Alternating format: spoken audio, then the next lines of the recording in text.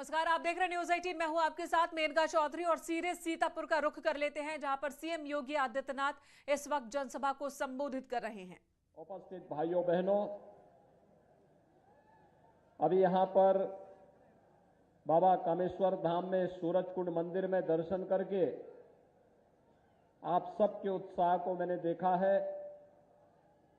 जन विश्वास यात्रा के मंच पर आने के पहले जनपद की 117 करोड़ रुपए की परियोजनाओं के लोकार्पण और शिलान्यास का भी मुझे अवसर प्राप्त हुआ है। इन सभी परियोजनाओं के लिए आप सब सीतापुर वासियों को मैं हृदय से बधाई देता हूं, अपनी शुभकामनाएं देता हूं। भाइयों बहनों, पिछले 5 वर्ष के दौरान डबल इंजन की सरकार ने उत्तर प्रदेश के अंदर विकास के जिन कार्यों को आगे बढ़ाया है, उन कार्यों की उपलब्धियों को लेकर के एक बार फिर से जनता जनार्दन का आशीर्वाद लेने के लिए भारतीय जनता पार्टी के पदाधिकारी और हमारे जनप्रतिनिधि आप सबके बीच में आ रहे हैं और मैं आभारी हूं आपका। आपने भारी संख्या में जिस उत्साह के साथ इस यात्रा का समर्थन किया है, मैं इसके लिए आप सबका अभिनंदन करता हूं, आप सबको हृदय से धन्यवाद देता हूं। भाइयों बहनों, मुझे अभी यहां पर जब मैं आया था तो कामेश्वर नाथ धाम में यहां के हमारे विधायक श्री सुनील वर्मा जी बता रहे थे कि उन्होंने मुख्यमंत्री पर्यटन संवर्धन योजना के साथ साथ अपनी विधायक निधि का भी उपयोग यहां के विकास के लिए किया है और कितना अच्छा दर्शनीय हो गया है धाम। ऐसे ही रामकृष्ण भार्गव जी बता रहे थे कि नेमिष तीर्थ के विकास के लिए जो कार्य हुआ है, नेमिष तीर्थ हजारों वर्षों की विरासत हम सबके साथ, जहां पर हजारों की संख्या में ऋषि मुनि एकत्र होकर के भागवत महापुराण का श्रवण करते हैं, वह धाम हमारे जनपद सीतापुर में, और वहां पर सुंदरीकरण करने का सौभाग्य आपके द्वारा चुने गए जनप्रतिनिधियों को, माननीय सांसद, माननीय विधायकों को प्राप्त हो रहा है। यह उनके लिए सौभाग्य का अवसर है और स्वाभाविक रूप से अर्जित होने वाले पुण्य को आप भी उसके साथ जुड़ रहे हैं और यही फर्क है। यही पैसा जो आज कामेश्वरनाथ धाम और नेमिष तीर्थ के विकास के लिए खर्च हो रहा है, 5 वर्ष पहले भाइयों बहनों यही पैसा कब्रिस्तान की बाउंड्री के नाम पे चला जाता था और आपके तीर्थ देखते रह जाते थे। मैंने तो विकास को बहुत नजदीक से देखा है प्रदेश के अंदर।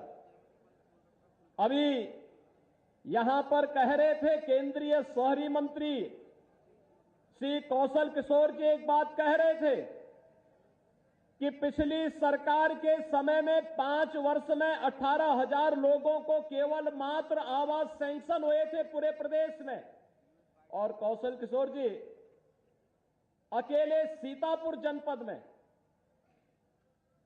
आवास योजना में हम लोगों ने पिछले 4.5 वर्ष के दौरान 2 लाख से अधिक परिवारों को एक आवास उपलब्ध करवाया है। 7 लाख से अधिक परिवारों को एक शौचालय उपलब्ध करवाया है। यह है डबल इंजन की सरकार का लाभ। तो सीएम योगी आदित्यनाथ सीतापुर में 83 योजनाओं का शिलान्यास और लोकार्पण किया। सीएम ने यहां पर कुल 100 करोड़ से ज्यादा की सौगात सीतापुर के लोगों को।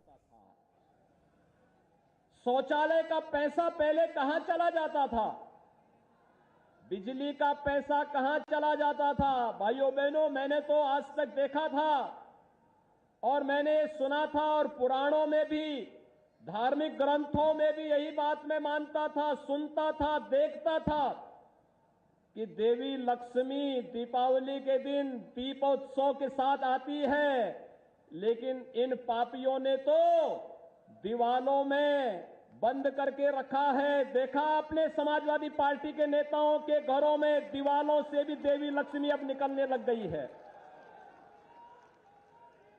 नोटों की गड्डियां अनगिनत गिने नहीं जा रहे हैं, 3 दिन से गिने जा रहे हैं और गिनते गिनते जब सभी अधिकारी थक गए हैं तो समाजवादी पार्टी के बबुआ अपने जेब में बोतल लेकर के फिर रहे हैं। अब उनको अपना असली चेहरा जनता के सामने जब नहीं दिखाई दे रहा है तो स्वीडन में बनी हुई बोतल को अपनी जेब में रख करके एक नई नौटंकी करते हुए दिखाई दे रहे हैं। भाइयों बहनों, अब समझ में आया होगा कि बुआ और बबुआ नोटबंदी का विरोध क्यों करते थे। ये नोटबंदी का विरोध क्यों करते थे? क्योंकि प्रदेश को लूट करके इन लोगों ने अपने घरों की दीवारों में नोट को कैद करके रखे हुए थे और इनको भय था कि अगर मोदी जी इन नोटों को चलन से दूर कर देंगे तो ये लोग अपने हाथ पर पटोला रह करके घूमते रहेंगे और फिर इनको कुछ नहीं मिलने वाला है। और आज दृश्य आप देख रहे होंगे, समाचार पत्रों में भी कुछ आया है, चैनल ने भी कुछ दिखाया है, सोशल मीडिया में भी आपने इनके काम को नहीं, इनके इन कारनामों को देखा होगा। और इसलिए भाइयों बहनों, ये केवल गरीब को योजनाओं से वंचित ही नहीं करते थे, बल्कि गरीब को जो आज फ्री में राशन की सुविधा उपलब्ध करवाई जा रही है, इस राशन की सुविधा को भी ये हजम कर जाते थे। आज गरीब को फ्री में राशन मिल रहा है कि नहीं मिल रहा है? राशन की सुविधा कोरोना कालखंड में अच्छी सुविधा है कि नहीं है? और इस बार तो दाल भी मिली होगी और दाल भी अच्छी क्वालिटी की है, पैक्ड है पूरा। अगर सपा की सरकार होती भाइयों बहनों तो चाचा और भतीजे में लूट मच गई होती।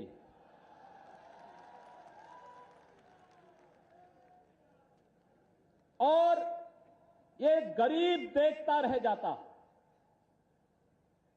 गरीब को सुविधा का लाभ पहले नहीं मिलता था, न आवास योजना का लाभ मिलता था, न शौचालय का लाभ मिलता था, न स्वास्थ्य की सुविधा मिलती थी, न बिजली का कनेक्शन ही मिलता था और बिजली तो ढूंढे भी नहीं आती थी। 2017 के पहले बिजली आती थी क्या? 2017 के बाद आ रही है ना, और अब आ गई है तो फिर जाएगी नहीं।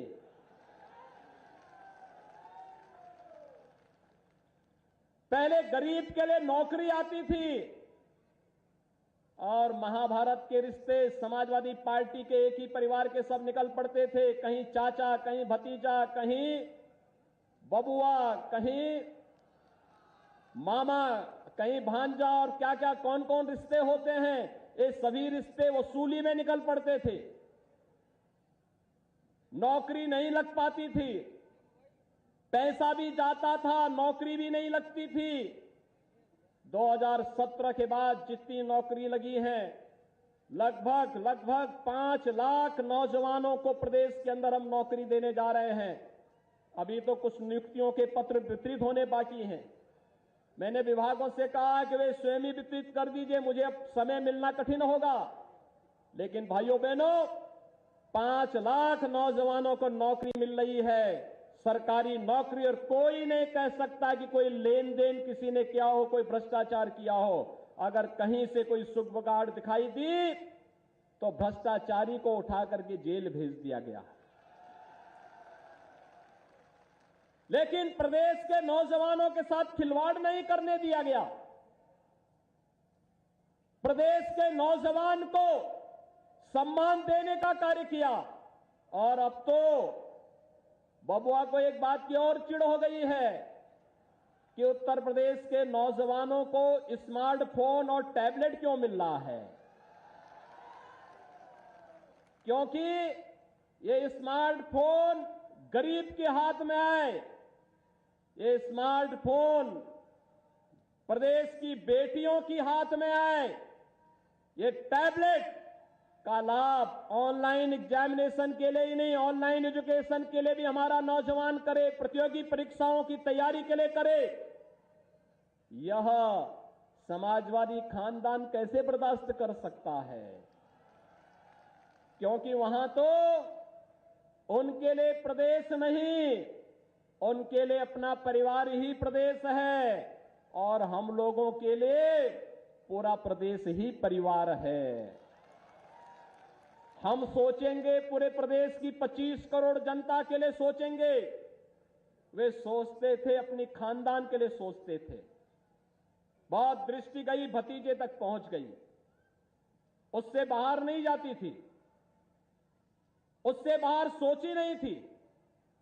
और भाइयों बहनों, मैं आप सबसे यही कहना चाहता हूं, आज प्रदेश के अंदर आप पश्चिमी उत्तर प्रदेश में जाएंगे, बड़ी भयावह स्थिति थी। 2017 के पहले 2014 के लोकसभा चुनाव में जब हम लोग निकलते थे, 2017 में जब विधानसभा चुनाव में हम लोग पश्चिमी उत्तर प्रदेश में गए थे, किसी कार्यकर्ता के घर में जाते थे, परिवार के सदस्य एक ही बात कहते थे, हमें इस नरक से कैसे निजात मिलेगी, कैसे निजात मिलेगी।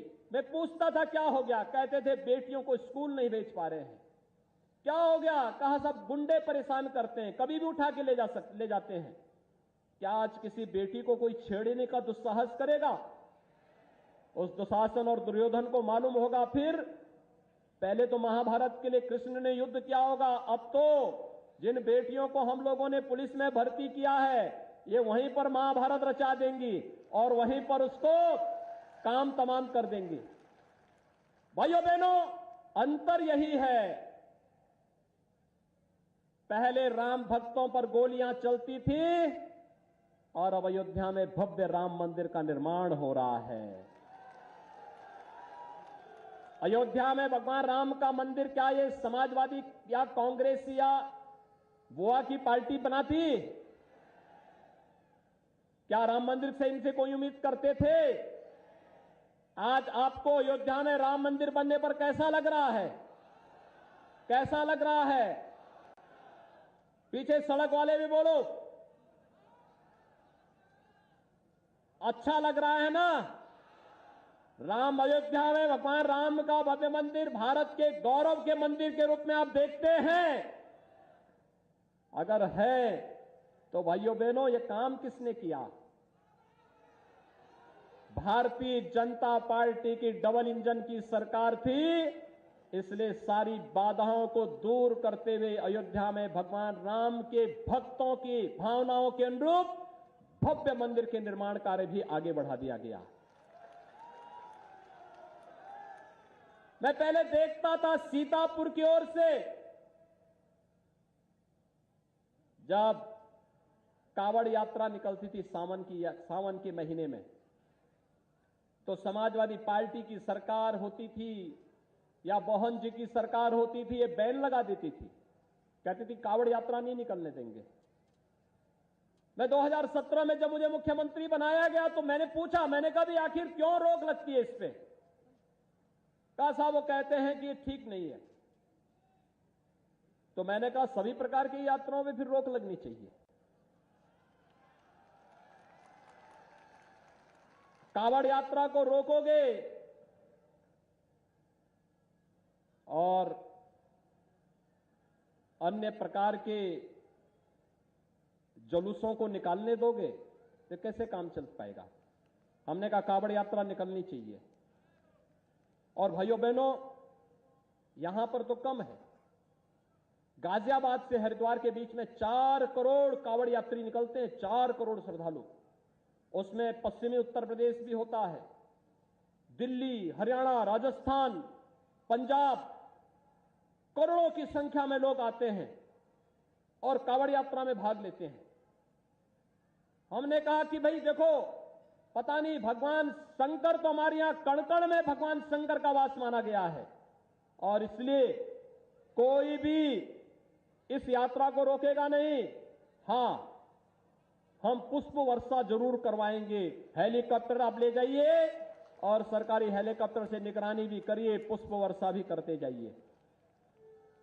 वे लोग कांवड़ यात्रा को रोकते थे और हमारी सरकार ने काशी में बाबा विश्वनाथ का भव्य धाम बना करके देश और दुनिया के सामने दिखा दिया कि काशी विश्वनाथ धाम भारत की आस्था का प्रतीक बनकर के उभरेगा।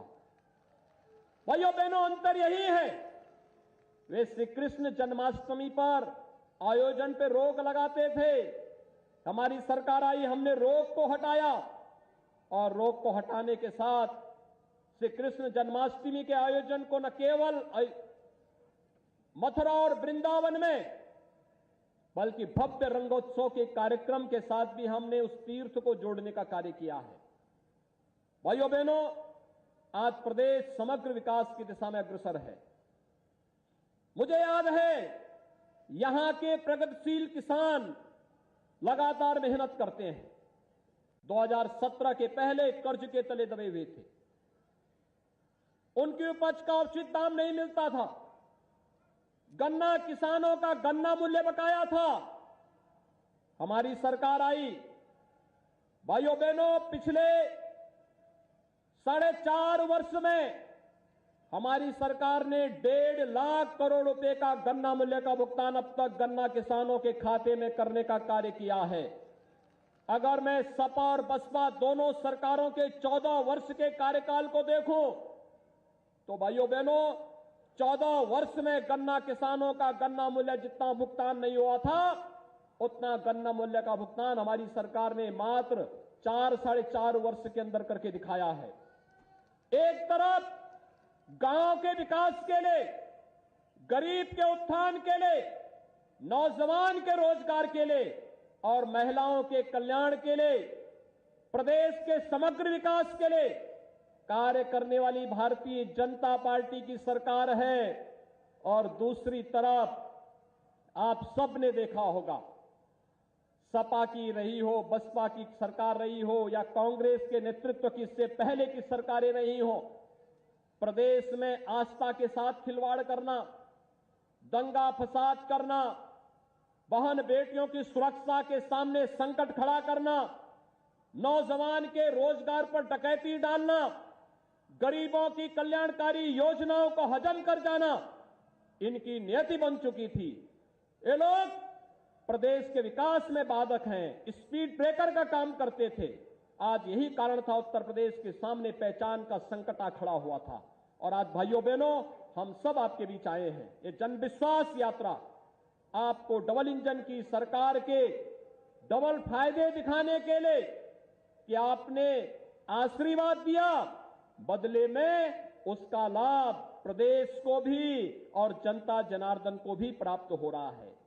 और भाइयों बहनों, यह जन विश्वास यात्रा आपके इस उत्साह को अगले 3 महीने तक बनाए रखने के लिए, आपका आशीर्वाद लेने के लिए आपके पास पहुंची है।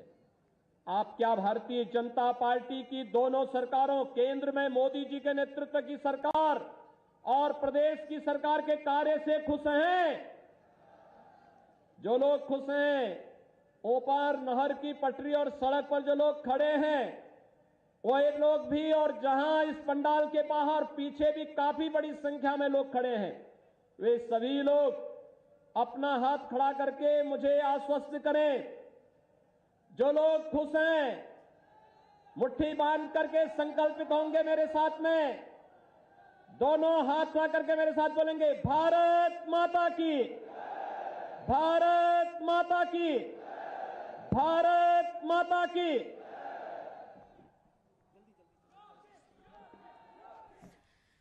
सीतापुर में जन विश्वास यात्रा के दौरान सीएम योगी आदित्यनाथ, जिन्होंने जनसभा को संबोधित किया और यहां से उन्होंने एक बार फिर विपक्ष पर करारा हमला बोला। मुद्दा राम मंदिर का हो या फिर करप्शन का, हर मुद्दे पर उन्होंने विपक्ष पर, पिछली सरकारों पर निशाना साधा और साथ ही वो बात फिर से दोहराई कि मौजूदा सरकार में बड़ी संख्या में लोगों को रोजगार मिल रहा है। 4.5 लाख से ज्यादा रोजगार लोगों को मिला और वो भी बिना करप्शन के।